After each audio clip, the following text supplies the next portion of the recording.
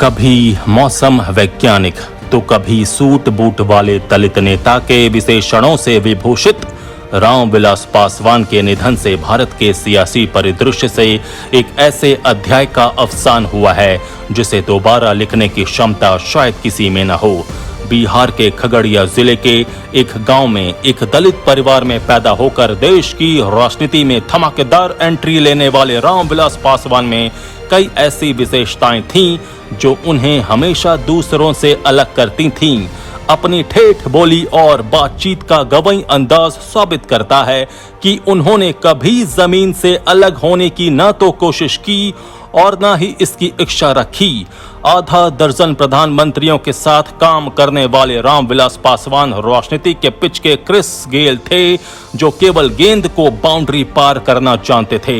हर हाल में मुस्कुराते रहना और अपने रास्ते पर अकेले चलने वाले इस नेता ने कभी दूसरों की परवाह नहीं की। ये खूबी उन्हें दूसरों से अलग करती है। अब रामविलास पासवान नहीं हैं तो सवाल ये भी उठ रहा है कि आखिर उनके नहीं रहने से राजनीति पर क्या असर पड़ेगा। खासकर बिहार की राजनीति पर रामविलास के नहीं रहने का मतलब क्या हो सकता है। इन सवालों के जवाब तलाशती आजाद सिपाही पॉलिटिकल ब्यूरो की खास रिपोर्ट। आजाद सिपाही में आपका स्वागत है। मैं हूं राकेश सिंह। इमरजेंसी के बाद 1977 का आम चुनाव हो रहा था। बिहार की हाजीपुर संसदीय सीट से जनता पार्टी के युवा प्रत्याशी रामविलास पासवान 4.2 लाख मतों के अंतर से चुनाव जीतकर Guinness book of world record में नाम दर्ज करा चुके थे। देश में मोरारजी देसाई के नेतृत्व में पहली गैर कांग्रेसी सरकार बनी। उस समय पहली बार रामविलास पासवान का नाम देश भर में चर्चित हुआ। 2.5 साल बाद जब मध्यावधि चुनाव हुआ तो रामविलास पासवान की जीत का अंतर 5 लाख के पार पहुंच गया और उन्होंने अपने ही रिकॉर्ड को ध्वस्त कर दिया। हालांकि पासवान इसके 8 साल पहले 1969 में विधानसभा चुनाव में जीत का स्वाद चख चुके थे, लेकिन 1977 की रिकॉर्ड तोड़ जीत ने उन्हें राष्ट्रीय नेता बना दिया। उसके बाद से वो राष्ट्रीय राजनीति के फलक पर जमे रहे। कुछ 9 बार वो सांसद रहे। ये रामविलास पासवान के करिश्माई व्यक्तित्व का ही परिणाम था कि अपने 50 साल के राजनीतिक जीवन में वो केवल 1984 और 2009 में पराजित हुए। इतना ही नहीं, 1989 के बाद से वो केवल नरसिंह राव और डॉक्टर मनमोहन सिंह के दूसरे कार्यकाल को छोड़कर हर प्रधानमंत्री की कैबिनेट में रहे। 1969 में पासवान ने संयुक्त सोशलिस्ट पार्टी के टिकट पर अलौली सुरक्षित विधानसभा सीट से चुनाव लड़ा और यहां से उनके राजनीतिक जीवन की दिशा निर्धारित हो गई। वो बाद में जेपी आंदोलन में भी शामिल हुए और 1975 में लगी इमरजेंसी के बाद लगभग 2 साल जेल में भी रहे, लेकिन शुरुआत में उनकी गिनती बिहार के बड़े युवा नेताओं में नहीं होती थी।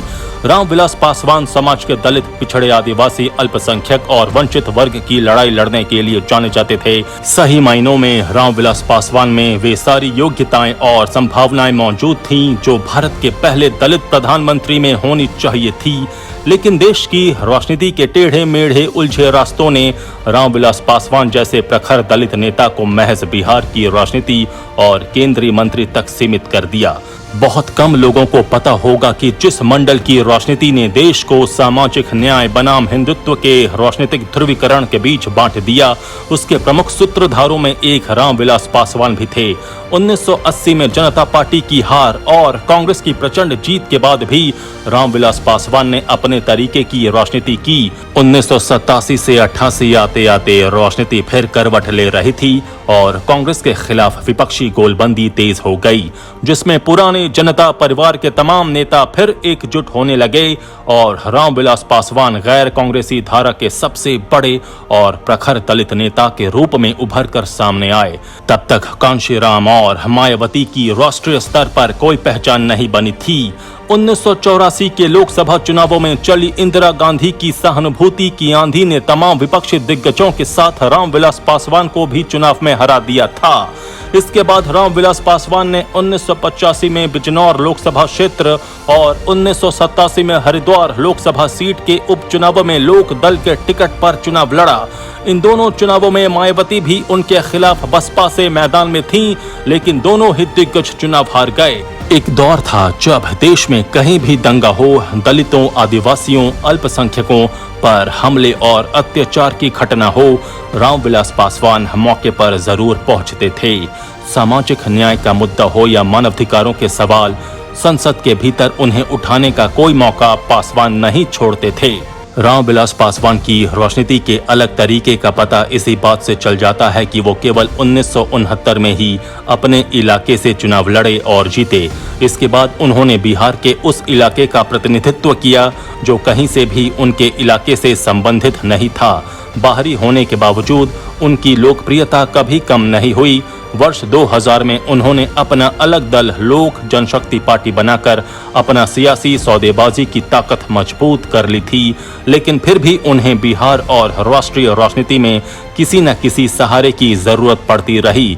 लंबे समय तक दूर भाजपा विरोधी होने के बावजूद 1999 में अटल बिहारी वाजपेयी के नेतृत्व में एनडीए सरकार का हिस्सा बने, लेकिन 2002 में गुजरात दंगों ने उन्हें बेहद आहत किया और सरकार से बाहर आकर उन्होंने गुजरात के दौरे किए।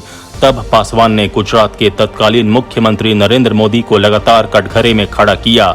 अटल सरकार में मंत्री रहने वाले पासवान 2004 के लोकसभा चुनाव में कांग्रेस के साथ आ गए और यूपीए की पहली पारी में मंत्री बने, लेकिन 2009 में लालू के साथ उन्होंने यूपीए और कांग्रेस का साथ छोड़ा और पूरे 5 साल सरकार से बाहर रहे।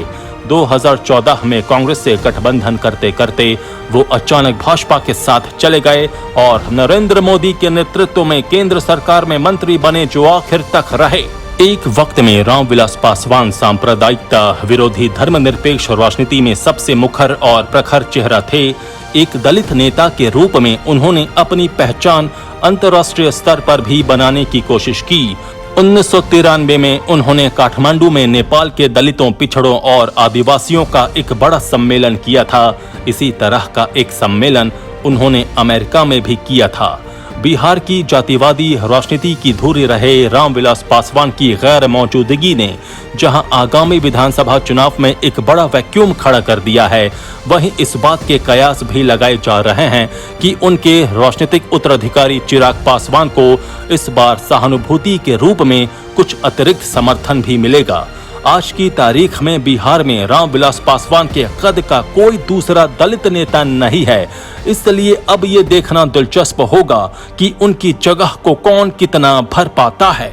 आजाद सिपाही के विशेष में अभी इतना ही। खबरों की और भी अधिक जानकारी के लिए आप पढ़ते रहिए अपना लोकप्रिय दैनिक अखबार आजाद सिपाही।